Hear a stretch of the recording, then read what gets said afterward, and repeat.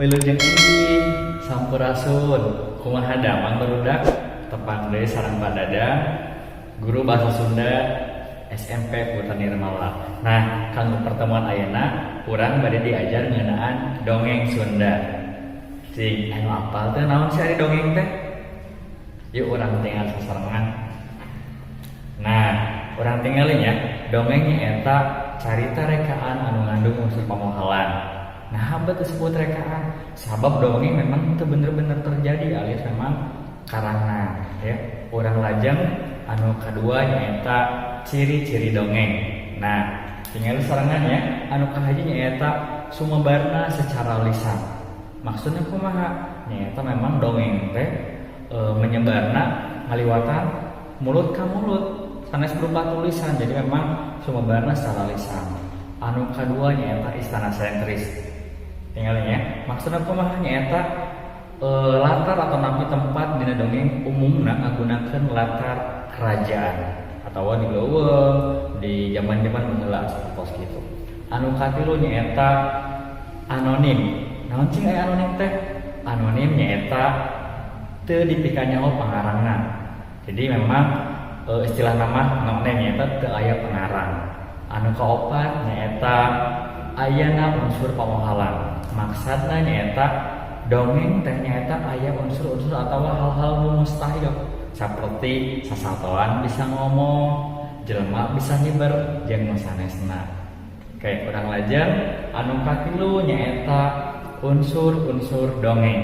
Nah, urang tingali anu kahiji nyaeta aya palaku.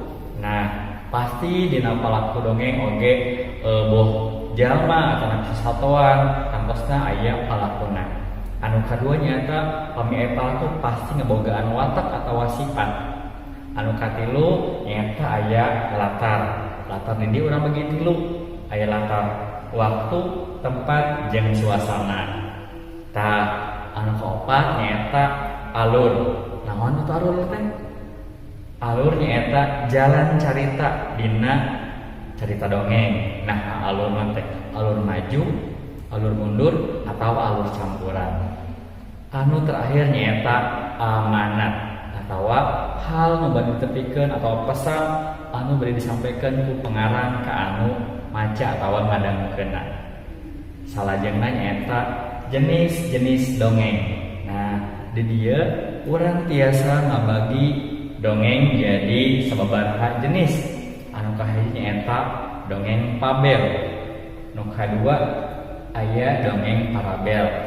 Anu katilu aya dongeng mitos sareng kaopat nyaeta dongeng sasakala atau legenda. Urang tingali hiji-hijinya. Anu kahiji nyaeta dongeng fabel.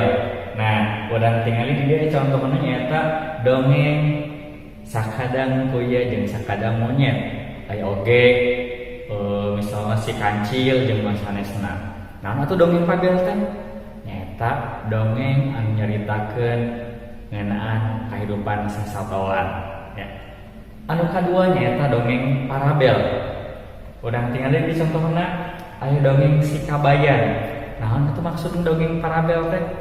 Nah, dongeng parabel nyaeta dongeng anu nyaritakeun kahidupan jalma biasa. Contohna tadi nyaeta si kabayan teh. Anu katilu nyaeta dongeng mitos. Nah, mitos mah nyaeta dongeng anu biasana ngeunaan hal-hal anu mustahil atau napi hal-hal ngeunaan kepercayaan masyarakat karena hal gaib. Pampa di Pangandaran kampusna uninga aya Nyi Roro Kidul atau Pantai Selatan. Eta salah satu contoh ngeunaan dongeng mitos. Anu kaopat nyaeta dongeng sasakala.